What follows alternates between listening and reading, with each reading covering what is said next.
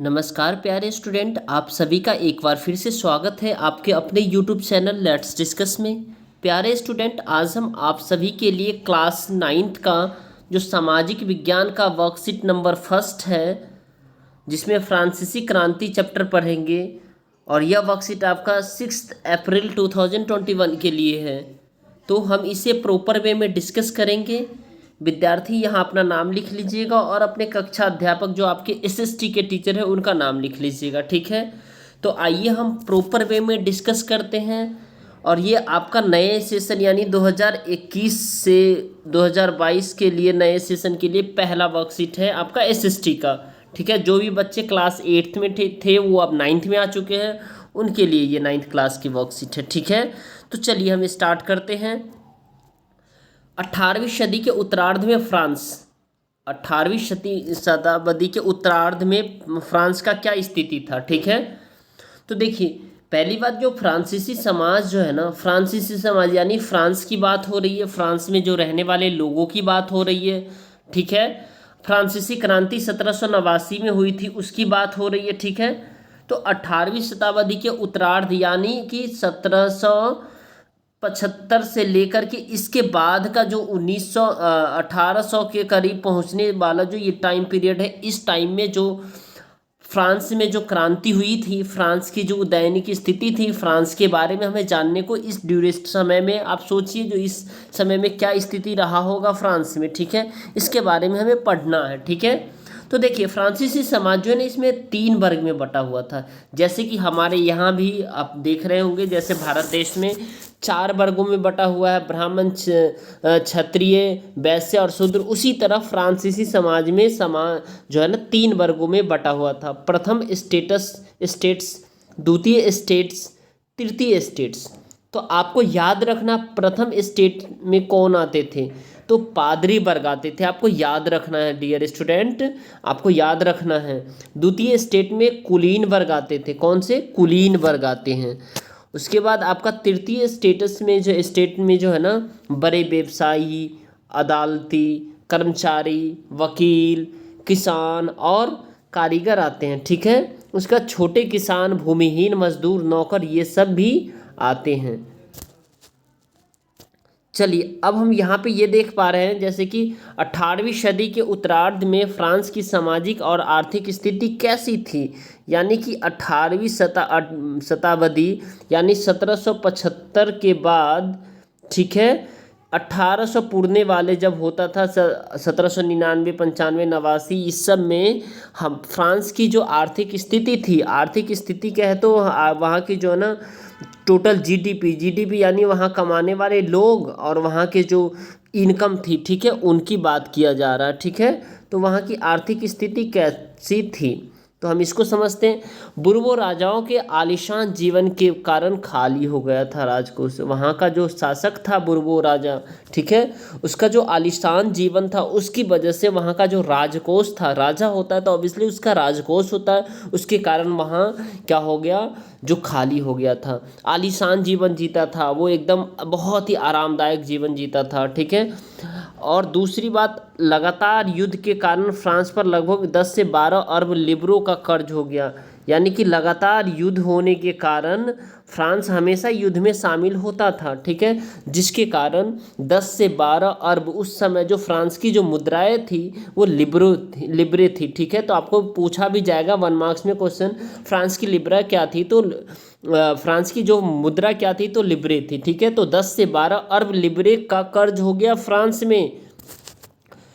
उसके बाद कह रहे हैं जो अनाज के दामों में बेतहास बढ़ोतरी की वजह से जीविका संकट हो गया। वहाँ के जो अनाजों के दाम है ना, उसमें काफ़ी वृद्धि हो गया।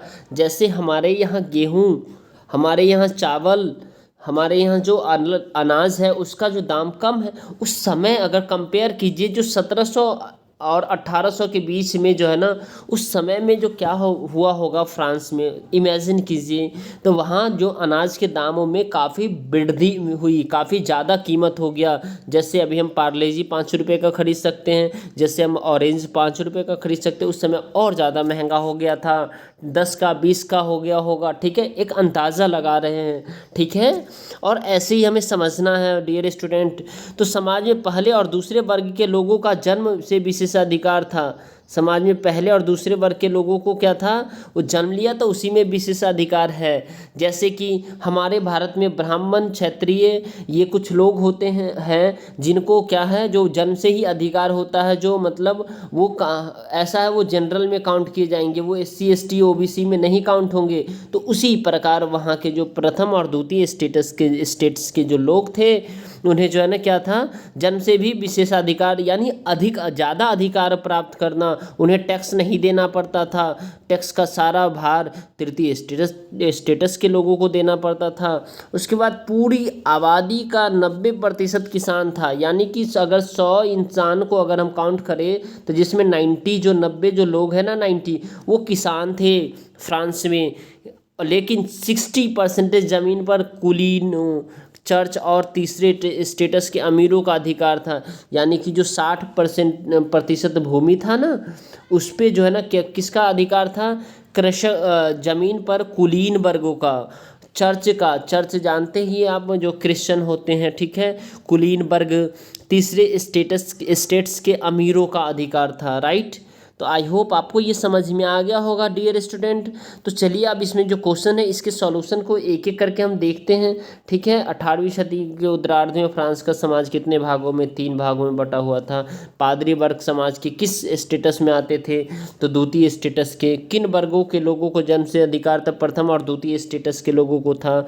और फ्रांस का राजकोष खाली क्यों हो गया, क्योंकि फ्रांसीसी क्रांति के समय जिस प्रकार फ्रांस का वहाँ का राजा कैसा था, आलीशान था वहाँ जो है ना, ये इसका आपका आंसर है। यहाँ आप देख पा रहे हैं जैसे बुर्बू राजाओं के आलीशान जीवन के कारण राजकोष खाली हो गया था, ठीक है। उसके बाद ये क्वेश्चन है, फ्रांसीसी क्रांति के समय जिस प्रकार की कर व्यवस्था थी, क्या आज भी वैसी ही कर स्थिति है, उत्तर के साथ पुष्टि करें। तो चलिए हम इसके आंसर को देखते हैं एक एक करके, ठीक है दोस्तों।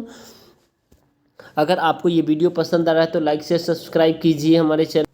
चलिए class 9th SST worksheet number 1 है, जो कि आपका इतिहास का है और एकदम क्लियर सॉल्यूशन है। बहुत ही अच्छा से मैंने आप लोगों के लिए लिखा है, और आप लोग इसे अच्छे से एक नोटबुक बना करके इसे लिखिए और इसे बार बार जो है ना क्या करिए, समझने की कोशिश कीजिए, समझिए, पढ़िए। NCERT को मेन इम्पोर्टेंट बनाइए। NCERT बुक सबसे अच्छा बुक होता है। 18वीं सदी के उत्तरार्ध में फ्रांसीसी समाज कितने वर्गों में कितने भागों में विभाजित था, या कितने वर्गों में विभाजित था, तो समाज 3 वर्गों में विभाजित था। प्रथम स्टेट, द्वितीय स्टेट, तृतीय स्टेट, ठीक है डियर स्टूडेंट। उसके बाद आप देख पा रहे हैं यहाँ पे पादरी वर्ग समाज के किस स्टेट में आता था, तो पादरी वर्ग समाज के द्वितीय स्टेट में आता था। पादरी वर्ग समाज के द्वितीय स्टेट में आता था, ठीक है। और क्वेश्चन नंबर 3 है, किन वर्गों के लोगों को जन्म से विशेषाधिकार मिले थे, तो फ्रांसीसी समाज में प्रथम स्टेट और द्वितीय स्टेट के लोगों को जन्म से ही विशेषाधिकार प्राप्त था। उसके बाद आप देख पा रहे हैं नेक्स्ट है यहाँ आपका, फ्रांस का राजकोष खाली क्यों हो गया था, क्योंकि बुर्बू राजाओं की आलीशान जीवन के कारण राजकोष खाली हो गया था। नेक्स्ट क्वेश्चन है आपका, फ्रांसीसी क्रांति के समय जिस प्रकार की कर व्यवस्था थी, क्या आज भी वैसी स्थिति है। अपने उत्तर क्यों की पुष्टि कीजिए। अपने उत्तर उदाहरण के द्वारा स्पष्ट करें, ठीक है। तो फ्रांसीसी क्रांति के समय सारा कर तृतीय स्टेटस के लोगों को चुकाना पड़ता था, परंतु आज कर सभी को चुकाना पड़ता है। उदाहरण के लिए अगर हम चिप्स का पैकेट खरीदते हैं तो कर चुकाना पड़ता है, चाहे वो थोक में, अगर हम थोक रेट में खरीदे, यानी हम दुकानदार हैं, हम बड़े दुकानदार से खरीदते तो हमें भी टैक्स चुकाना पड़ता है। और कोई भी, चाहे अमीर खरीदे उसको, गरीब खरीदे, चाहे वो प्रथम स्टेटस के लोग खरीदे, द्वितीय स्टेटस, तृतीय स्टेटस के लोग, सबको कर चुकाना पड़ता है।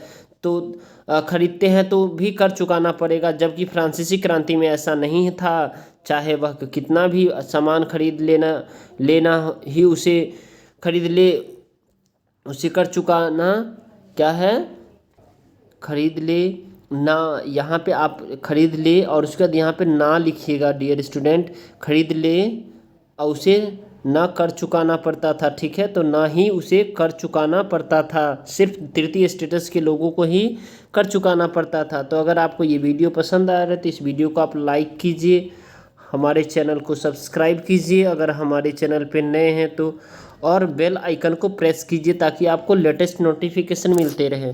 और कमेंट करना ना भूलिए dear student. Thank you, thanks a lot for watching.